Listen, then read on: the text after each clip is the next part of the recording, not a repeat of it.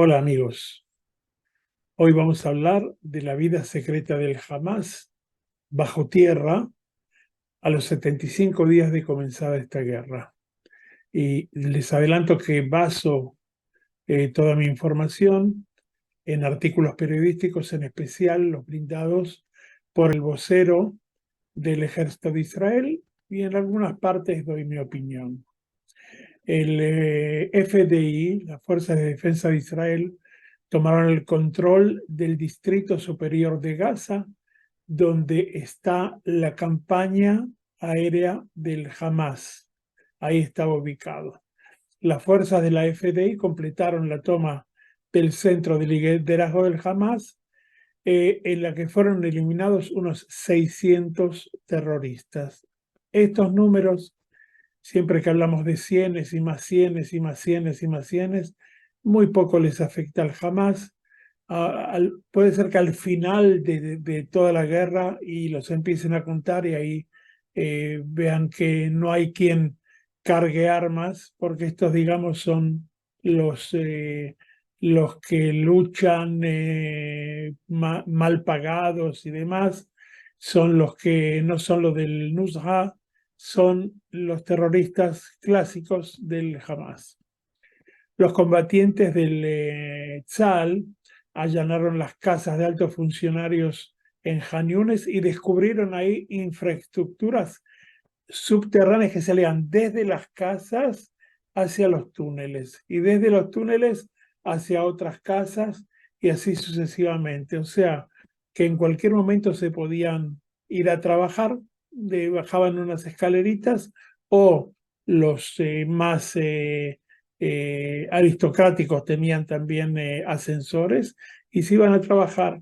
Los soldados profundizaron los combates en la Franja de Gaza el miércoles y también ya se expandieron al vecindario de Dasbura cerca de Sajaiye.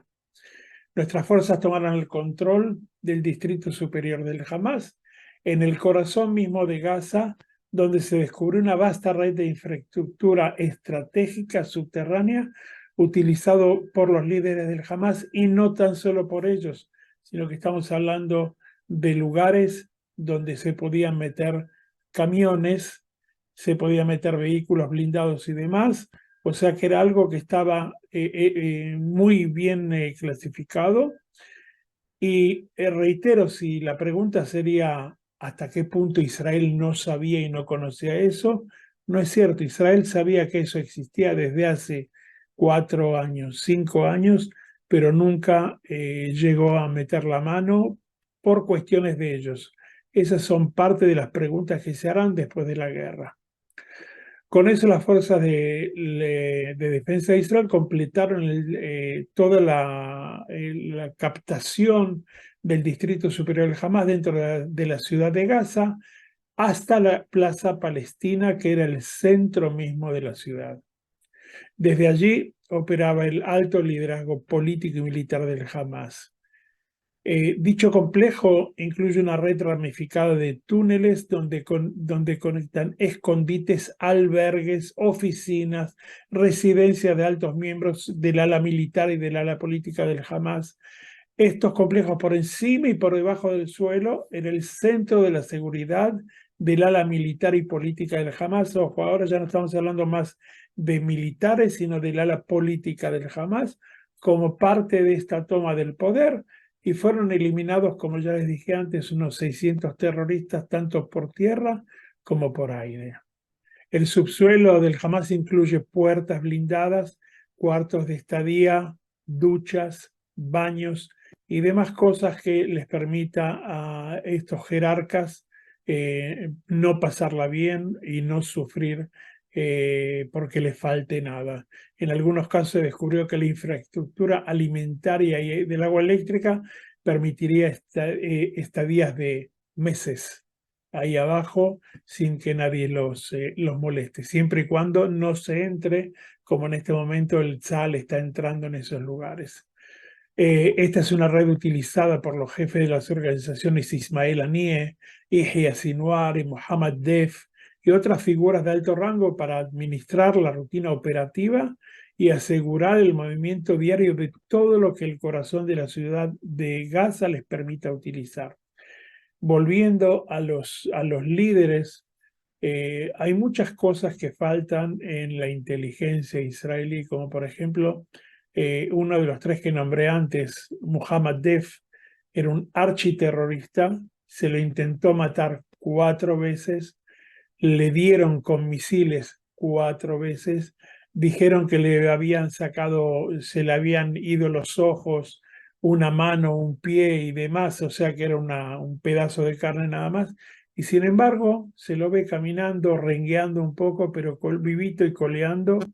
Y eso son cosas que le falta a la inteligencia israelí.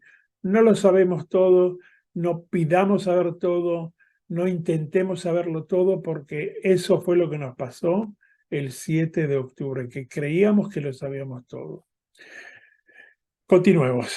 En la cercanía de estos edificios, el Hamas ha establecido un taller dedicado a excavar y construir un subsuelo, y en su interior se encontraba un pozo logístico y un equipo para construcción de túneles, como se hace en los subterráneos. Son máquinas traídas de China, máquinas redondas, que lo que hacen es perforar, y si en Israel para perforar en Tel Aviv un subterráneo se tardó años, ellos lo hicieron en semanas. Lo que ocurre es que como lo hacen ellos y como se lo hace en Tel Aviv son cosas distintas. Por eso el suelo de Tel Aviv es piedra y acá es arena, o sea que es mucho más fácil.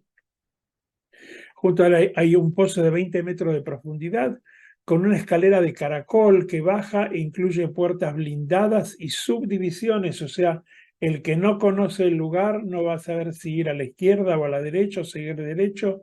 Ahí todo se sabe, está todo bien publicado entre los líderes mismos.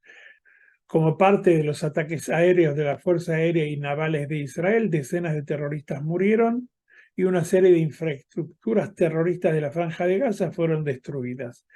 Pero por la cantidad que hay, no es nada. No es nada. Sencillamente así le digo, no es nada. Les cuento que tras un tiroteo llevado a cabo por nuestras Fuerzas Armadas en el sur de Gaza, los combatientes de las fuerzas del ejército de Israel asaltaron una sede militar en Han Yunes, donde se almacenaban muchas armas, y entre ellas armas recuperadas, como ser armas de varios calibres, municiones, artefactos explosivos, bombas y morteros, misiles y demás cosas. Otras redadas y allanamientos a casas de funcionarios del Hamas en el corazón de Han Yunes, en el área de Jabalie, donde captaron camiones del Hamas que habían instalado misiles de largo alcance y estaban escondidos entre las casas. También se localizaron otra clase de armas, y digamos que la 7ª Brigada de Israel lo que hizo fue hacer explotar todo eso, junto con todavía las infraestructuras subterráneas no las tocan, no sé por qué, pero al final de la guerra seguro que las van a hacer estallar. Pero en este momento lo que quieren hacer es estudiarlas. El portavoz del ejército señaló que la Fuerza Aérea, desde el comienzo de los combates, ha eliminado a muchos miembros de altos rangos y activos de la campaña aérea de el Hamas, además de escuadrones de misiles de tierra-aire y escuadrones de tierra de vehículos no tripulados o drones, y han sido frustrados montones de ataques de esa clase de armamento en contra de Israel. El Grupo de Inteligencia del Área Nocturna, en cooperación con la División de Inteligencia, creó objetivos diferentes en la zona sur, incluyendo depósitos de armas, escondites y demás. Al mismo tiempo, docenas de posiciones de lanzamiento que apuntaban de misiles de frente a Gaza fueron atacadas en tiempo real para golpear a las fuerzas de maniobra, los soldados que están entrando o saliendo, y decenas de posiciones de lanzamiento de vehículos aéreos no tripulados que se colocaron en los techos de las casas civiles para que no se puedan detectar. Ahora, les quiero dar un pequeño informe sobre los rehenes. El Hamas rechazó una oferta israelí para un nuevo acuerdo de rehenes. Los funcionarios egipcios que están metidos en esto dijeron al Wall Street Journal que jamás rechazó una oferta israelí de dejar de luchar durante una semana y a cambio de la liberación de docenas de rehenes, y dejan claro que no discutiría la liberación de rehenes hasta que no entre en vigor el alto el fuego. Según el informe israelí, ofreció unos 40 secuestrados a cambio del alto el fuego, pero todavía eso está en veremos. El jefe del brazo político del Hamas, Ismael Haniyeh, יימח שמו, dijo que funcionarios de inteligencia del cargo, que él estaba allí para obtener un alto el fuego y una ayuda humanitaria a Gaza. Esto es todo por ahora. Un abrazo grande.